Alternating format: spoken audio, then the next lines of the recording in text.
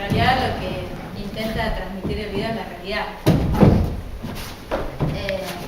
Y es muy interesante porque si bien las personas que aparecen acá no son las personas reales, la que, digamos, ejemplifica a la víctima es la pose, el rostro, la mirada, realmente lo puede transmitir muy bien lo que padece una víctima de trata. Bueno, un poco la idea de hablar desde el trabajo social en esta temática y un poco escuchando a Florencia, su pedido, la idea era un poco también introducir el tema del trabajo social, ¿no? Nuestra profesión en un campo judicial y en una oficina de asistir a víctimas de delito. En este sentido, para hacer algo un poco breve, porque no vamos a profundizar en muchos temas, nuestro sistema judicial se asiente sobre un prisma, que es el derecho, la justicia y el poder judicial. Ahora, si nosotros tenemos un enfoque de trabajo social desde un enfoque de derechos humanos, nosotros tenemos que reconceptualizar estos conceptos y darle la significación social que la propia realidad surge. Por lo tanto, si la justicia es otorgarle a cada ciudadano derecho, creo que en eso todos estamos de acuerdo, la justicia no solo depende del Poder Judicial, sino que el Poder Judicial es un eslabón en una cadena de sucesos donde tienen que tramitarlas y ajustarlas también el resto de los operadores del Poder Legislativo y el Poder Ejecutivo. En este sentido podemos decir que la justicia adquiere un valor social, ¿sí? Y al adquirir un valor social decimos que la actividad judicial o la actividad jurídica es una actividad normativa, porque se atiene a la aplicación de normas. Por lo tanto, la administración de justicia no solo recae en el sistema jurídico, sino que comprende a una reserva de instituciones estatales y no estatales si hablamos de derechos humanos e implementar. La función del Poder Legislativo, la función del Poder Legislativo es crear leyes para restituir derechos a la sociedad en su conjunto y debiera hacer hincapié en los sectores más vulnerables que poco tienen acceso a la justicia y normas que regulan el comportamiento social de la sociedad. También tenemos que interpretar en este sentido que las leyes son consecuencia de luchas sociales, o sea, son hechos sociales en sí mismas, son producto de muchas veces de luchas históricas. Dos temáticas muy importantes que dan cuenta de ello, por ejemplo, todo lo que se ha avanzado en términos normativos, por ejemplo, con respecto a la violencia de género. La primera ley que tuvimos fue la 24.417, que era la Ley de Protección a la Violencia Familiar. Después vino la 25.686, que es la Ley de Protección Integral a la Víctima, que amplía absolutamente en términos de restitución de derechos y asistencia a la víctima de violencia de género. Y por último, lo que fue la figura, la tipicidad jurídica del femicidio, que se incorpora al Código Penal. Estas categorías y estas leyes fueron producto y consecuencia de las luchas de las organizaciones sociales feministas. Por eso no tenemos que ver a la ley, digamos, aislada o despegada de lo que sucede como una norma que está por encima de. Al contrario, son consecuencias de los procesos que se van dando hacia el interior de una sociedad.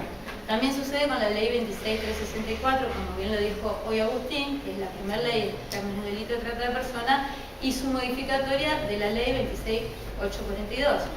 La ley 26.842 es consecuencia de la trayectoria y la lucha que venía haciendo la Fundación de Marita Verón, que eran todas esas organizaciones sociales a partir de la desaparición de Marita Verón, con esa madre emblemática que dio lugar y dio origen a la modificatoria de la ley, que incorpora la 26.842, a diferencia de la 26.364, primero, a lo que ya explicó Agustín, a lo que es engaño, captación, traslado, acogimiento, explotación, incorpora la tipicidad jurídica del ofrecimiento.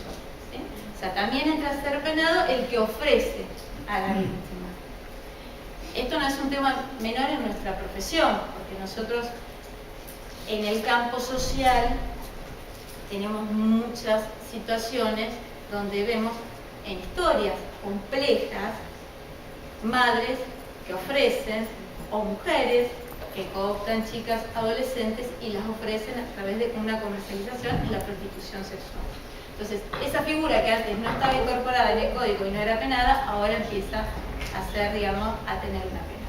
Por otro lado, también la 2842 lo que hace es ampliar los derechos de asistencia a las víctimas y las obligaciones que va a tener el Estado ejecutivo en relación a la asistencia, cuidado y preservación y reparación en la víctima consecuencia de este delito. La otra. Ahora bien, decíamos que la función del Poder Legislativo era esta: crear leyes para restituir derechos y normas que regulen el comportamiento social de la sociedad. ¿Cuál es la función del Poder Ejecutivo? Entre otras, por supuesto, es elaborar la política pública que a través de programas y proyectos permita materializar esos derechos. ¿Sí? ¿Para qué? Para que se pueda producir ese equilibrio social hacia dentro del entramado interclase que haga que cohabitemos todos de la manera más armónica posible.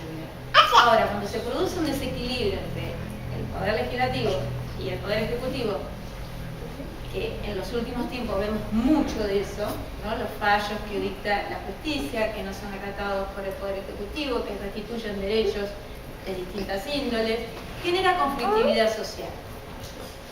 Esta conflictividad social empieza a ser absorbida por el Poder Judicial. Ustedes quizás escucharán a través de los medios que el Poder Judicial absorbe muchísimo el conflicto social. Y los conflictos sociales que ingresan al sistema de justicia también genera, a su vez, digamos, un cimbronazo dentro del sistema porque incorporan subjetividades, entramados sociales diferentes, y la justicia tiene un accionar normativo.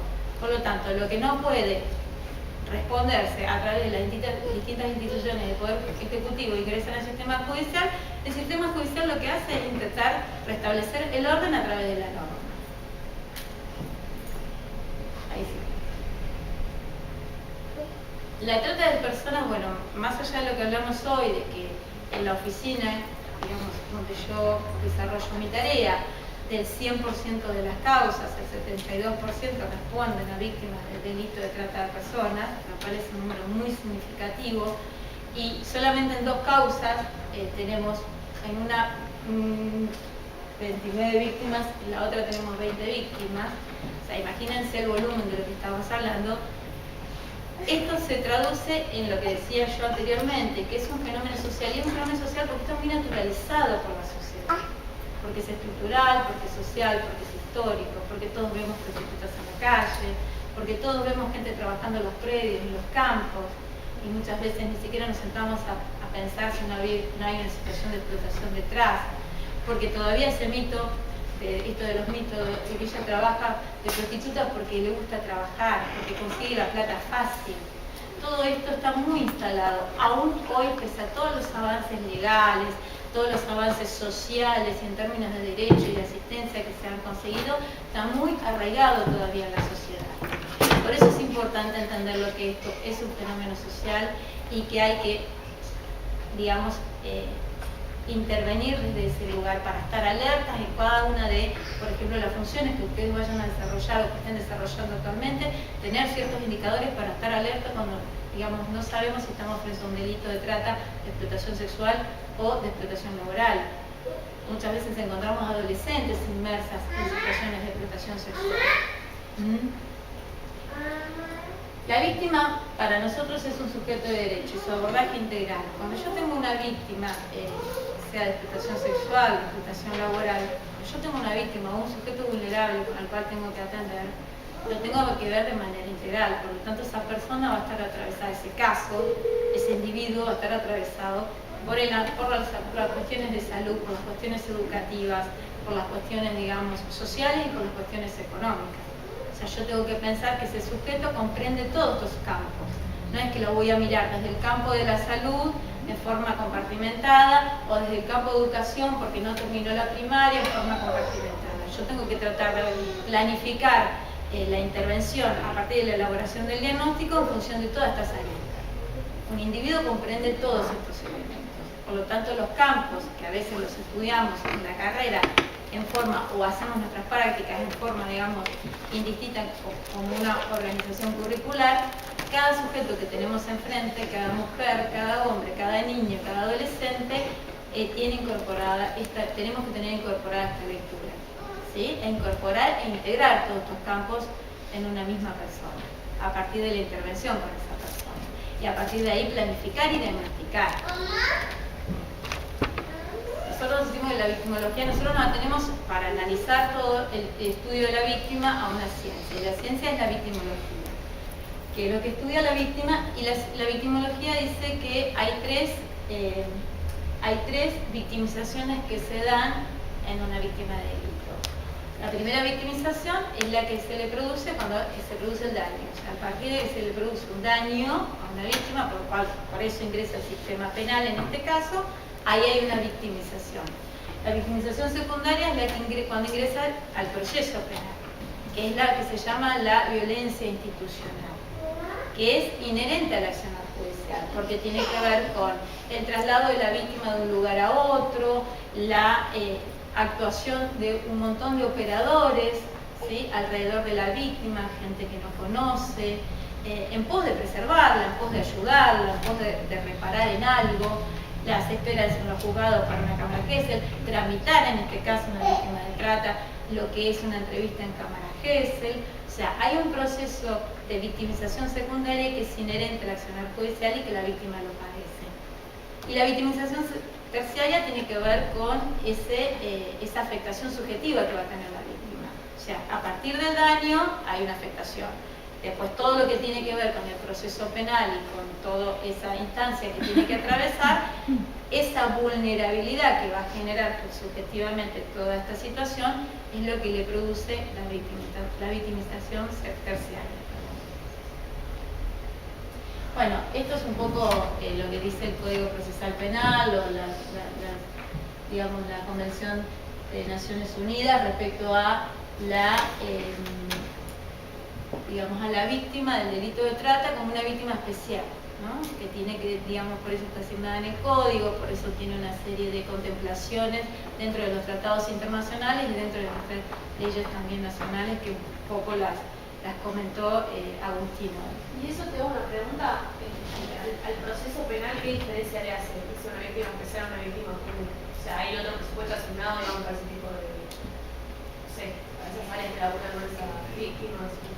La ley 26842 y la 26364, dentro de sus articulados, tiene un artículo que es exclusivo para la asistencia de la víctima, o sea, todo lo que tiene que ver con el resguardo de la víctima, desde que el Estado está obligado, desde el momento que la víctima ingresa al sistema penal, a asistirla médicamente, psicológicamente, socialmente, económicamente, hasta, digamos, prever hasta cuestiones de resguardo físico. Claro, se me venía a la cabeza cuando contabas todo esto, el caso de Nadia Rojas en el Lugano, que es una chica, una adolescente que desaparecieron 3 veces ya en los 6 meses. Salió una nota ahora en la red que trabajo hace un poquito. 3 veces la desaparecieron y la misma red de trata y apareció en distintos barrios, tuvo la versión de Pérez y por qué seguían. Y hoy había estado, digamos, estaba. A ver, no conozco el caso concreto en profundidad, pero por un lado, todas las víctimas de delito tienen derechos en el marco del proceso penal, estamos hablando, es decir, a declarar en un ámbito cómodo y demás, por ejemplo. Ahora bien, las víctimas del delito de trata, lo que la ley de trata incorpora son ciertos derechos y garantías particulares, ¿bien? Como por ejemplo a recibir alimentación, cuestiones de seguridad por el tipo de delito que es, en donde hay un programa de protección de testigos a nivel nacional que puede tomar medidas como la de brindarse desde un botón antipánico o tomar a esa persona y toda su familia, trasladarla a otro lugar y cambiarle la identidad, bien, medidas extremas en ese sentido. Después también lo que crea la ley de trata es la creación de un programa específico que depende del Ministerio de Justicia de la Nación, que actúa específicamente en los casos de trata con el primer contacto con la víctima y fundamentalmente en los allanamientos que hacemos. Si cada vez que nosotros vamos a tener un allanamiento en cualquier punto del país por un caso de trata de personas, convocamos a este equipo que tiene sede en Capital y viene compuesto de una psicóloga y una trabajadora social especialistas en la temática de trata y que va a ser la que tiene el primer contacto con la víctima. ¿Y por qué? Por varias cuestiones. Primero, para que el primer contacto en el marco de un allanamiento, que es una cuestión de impacto, de lo psicológico y demás, poder explicarle a la víctima que es en el marco de una causa penal y demás. Por otro lado, porque como mostraba también el video y veníamos desarrollando, el delito de trata muchas veces tiene complicidad estatal y sobre todo complicidad policial.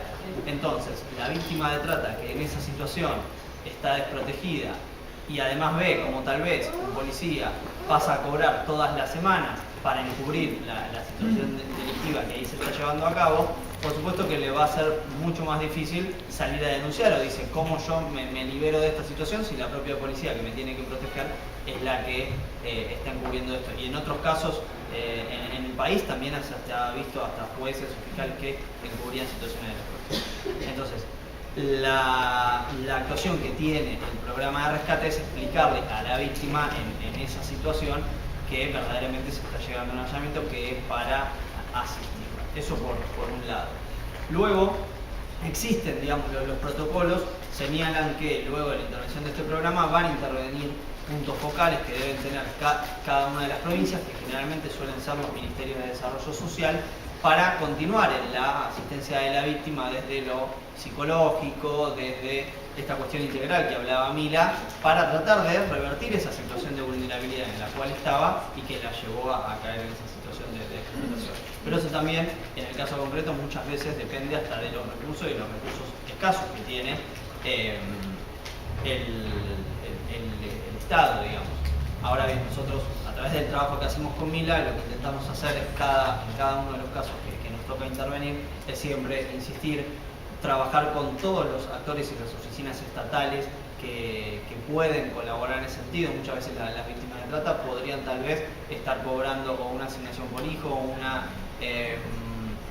pensión por discapacidad o algún tipo de ese tipo de beneficios sociales que no los tienen por cuestiones de que les falta la documentación o que no saben que pueden acceder a ellos, y lo que hacemos es, a partir de la entrevista que puedo hacer Mila, colaborar en tramitárselos y ese tipo de cuestiones.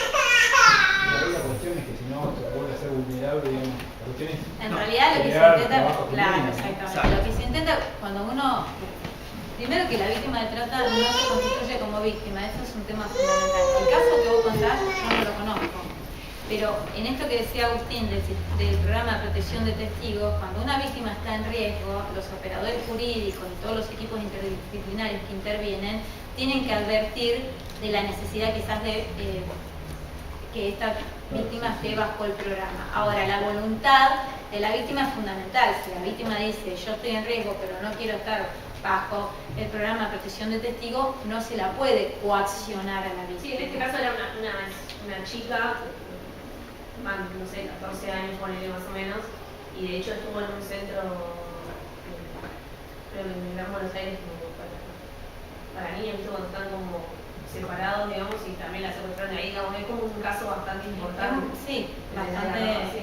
Hay una crónica que está bastante buena porque cuenta cómo en realidad, en ese caso particular, el Estado va fallando en un montón de aspectos, porque 3 veces la desaparecen, y la tercera que la recuperan es porque todos los profesores y docentes de la escuela de la Bueno, en este caso, cuando, por ejemplo, nosotros lo que primero advertimos, trabajamos con la víctima, porque como dice Agustín, el programa de rescate interviene, se trabaja en el allanamiento con la víctima, hace el acompañamiento, está en la cámara Gesell, que es el primer testimonio que se le hace al otro día del allanamiento, o sea, lo más cercano posible, si la víctima está en condiciones, eso lo evalúa una psicóloga, se le toma la cámara Gesell, el programa de rescate cesa su intervención.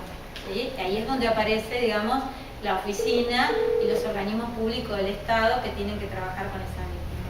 Trabajar con las víctimas de trata de explotación sexual no es fácil. Primero porque el Estado tiene una escasez de recursos, ¿sí?, que no son los óptimos como para tratar de, a una víctima de explotación sexual, erradicarla de la prostitución.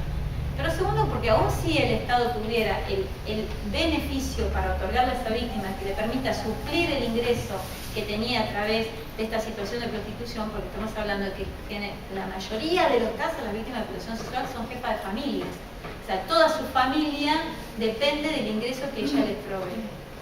Aún así, si el Estado tuviera ese recurso, hay una situación de vulnerabilidad que tiene que ver con esto que decía el video, de socavamiento subjetivo, de transformarla en una mercancía, en una cosa, en una objetalización tal, que la víctima tiende a volver a la situación prostíbulo. Esto sucede, por eso trabajar con víctimas de trata no es un trabajo fácil. Por eso también se dice que es el pico más salvaje de la violencia de género. Tampoco las especialistas en violencia de género pueden abordar los casos de víctimas de trata, porque generalmente es un trabajo que lleva una planificación a mediano y a largo plazo. Y en el medio vamos a tener situaciones donde la víctima entra en situaciones de riesgo, aún durante el proceso penal. ¿Sí? Yo creo que por ahí en el imaginario uno cree, en el caso que están describiendo, que alguien viene y la agarra y se la lleva corriendo como una cuestión de violencia física, y por ahí es un mecanismo mucho más sutil, donde la misma persona, claro, la misma persona vuelve sola, por decir, de alguna manera, coaccionada por otros mecanismos. Igual hay un sistema aceitado de protección hacia la víctima de trata. No solo está el sistema de protección de testigos que realmente es un sistema, un programa que funciona muy bien, sino que a su vez, por ejemplo, la víctima no acepta esto, se le puede poner una consigna policial si la víctima no acepta. Lo que sucede generalmente con las víctimas de protección sexual, donde pasan mayormente estas cosas de amenazas y situaciones altas de riesgo de vida de ellas y de sus familias, que sus familias no saben, como bien decía el video, ¿no? Sus familias no saben a qué se dedican. Entonces, uno tiene que tratar de preservarla, y en esa preservación son muchas las variables que juegan. Por lo tanto, todo se va acordando con lo que la víctima va aceptando. Te hago una pregunta, ¿son solamente mujeres o hay colectivo trans?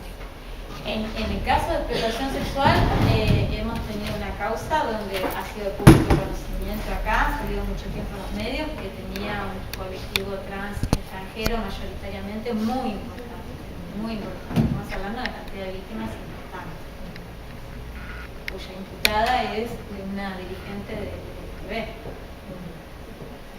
Digo, lo podemos transmitir porque esto es algo que fue público, digamos, ¿no? Yo pensaba en lo que decía Florencia recién. Yo asistí el año pasado a una charla en la universidad que tenía que ver con esta discusión respecto de prostitución versus trabajo, ¿no? Y no sé, bueno, yo soy grande, no, bueno, pero había muchas chicas muy jóvenes, menos de 20, casi de la edad de mi hija, y era, no sé, a mí me pareció como muy peligroso el discurso de la gente que venía a exponer, digamos que era casi que el mejor laburo que podías tener, de las ganancias, del estilo de vida que podías tener, y bueno, no sé, yo desde el lugar donde no, de la manera de trabajo, era Eso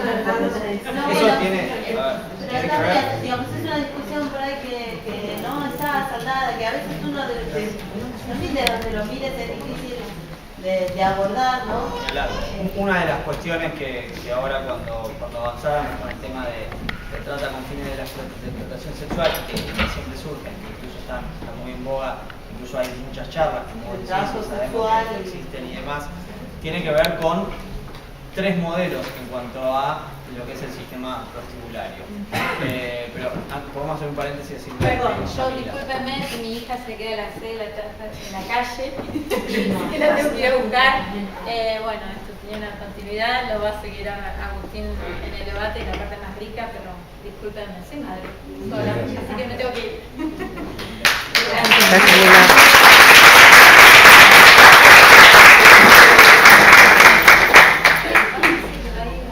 Sí, quedó ahí. Bueno, les decía, respecto a esta cuestión tenemos 3 modelos posibles.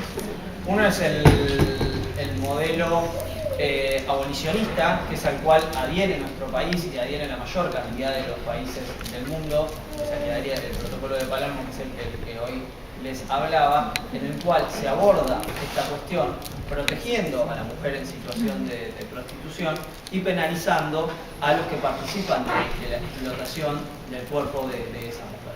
Bien, este es el sistema abolicionista, es decir, se pena al tratante, bien, al tercero que participa y se protegen los derechos y garantías de la mujer en situación de prostitución.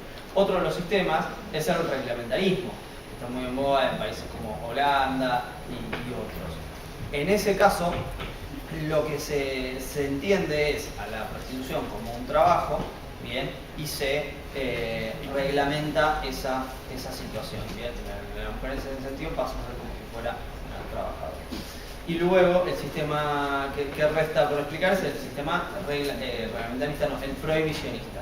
Bien, en ese caso se va a penalizar tanto a la mujer en situación de prostitución como al explotador. Bien, ahora bien, desde una perspectiva de derechos humanos, desde una perspectiva de género y de protección hacia los derechos y garantías que todos tenemos como personas, la mayor cantidad de países del mundo adhieren al sistema abolicionista porque es el que intenta sacar a las mujeres de la situación de prostitución. ¿Por qué? Por todos los daños que a nivel psicológico y físico genera estar en esa situación por un lado, y también así por una cuestión filosófica y de tener en cuenta que, como venimos diciendo, la situación de prostitución tiene que ver con una cuestión de género y de violencia patriarcal hacia la mujer. ¿Bien? Bueno, pero viste que, por ejemplo, los que defienden la postura de la reglamentación, lo que dicen es que lo que prima en los casos del abolicionismo es como la visión moralista y religiosa respecto al cuerpo y la sexualidad. Entonces, bueno, ¿qué diferencia hay? Y te plantean un montón de trabajos que son sí, denigrantes también. Denigrantes, insalubres. La explotación, ¿no? Porque una cosa es la trata de personas y otra cosa es la prostitución. Claro. Son dos cosas distintas. Bien, Ahí pero ya es una primera diferencia. O sea, bien. a ver, Pero en esa discusión, ¿no? sí, Los casos de lo que es prostitución y de lo que es explotación de la prostitución. Entonces, ahí me parece que sobre la explotación de la prostitución no hay casi debate. El debate es Claro. sobre la prostitución. claro, pero en esa discusión se pone ahí como un poco al límite, porque cuando yo te digo vienen 4 o 5 chicas que se dedican al trabajo sexual y lo venden frente a un auditorio veinteañero, como que parece que es el mejor laburo que puedes tener. Yo en ese sentido sí te puedo hablar desde la experiencia del trabajo en la Fiscalía que venimos llevando a cabo. En todos los casos, pero te aseguro que en todos los casos que venimos trabajando a partir de allanamientos, de entrevistas con víctimas y demás, siempre encontrás que las mujeres que caen en situación de prostitución vienen precedido de una situación de vulnerabilidad que las llevó a eso.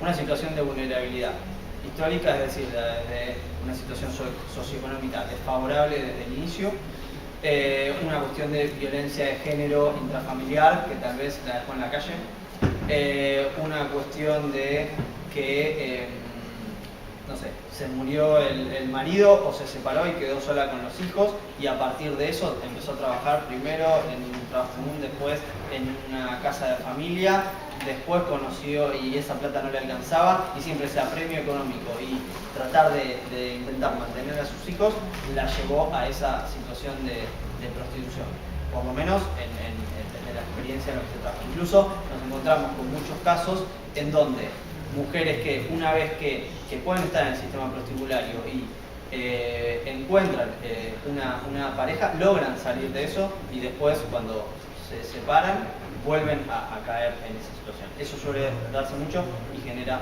todo un círculo. Pero insisto, ver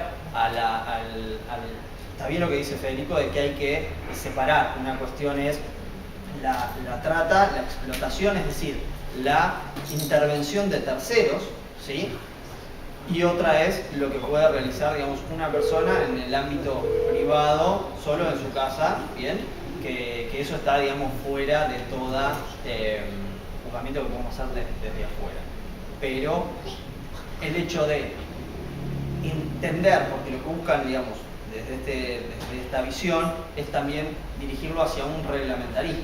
Bien, ahora lo que ha demostrado, digamos, en países donde vos promovés el reglamentarismo es que lo que generás es un sistema legal que beneficia al explotador porque puede llevar a cabo su explotación con ciertos niveles de legalidad.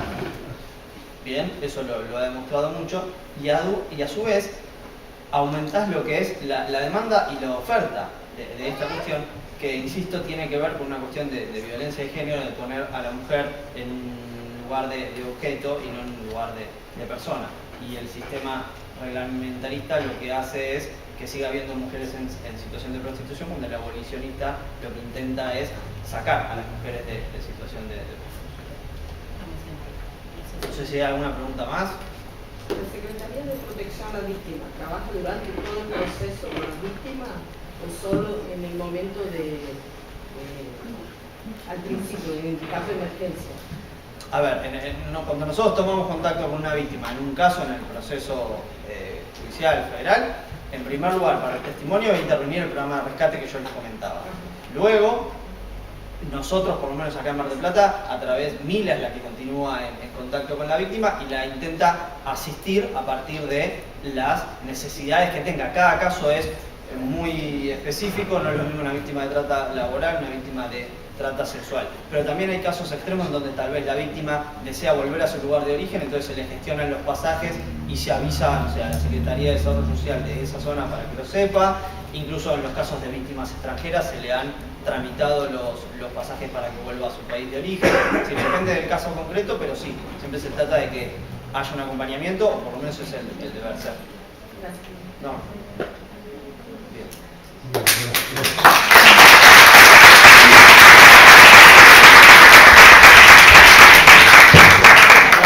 No, gracias a ustedes. Los pagos los vamos a publicar, así después. Si los leo más tranquilo. Está filmado, lo vamos a subir a... ¿El video? Tenemos canal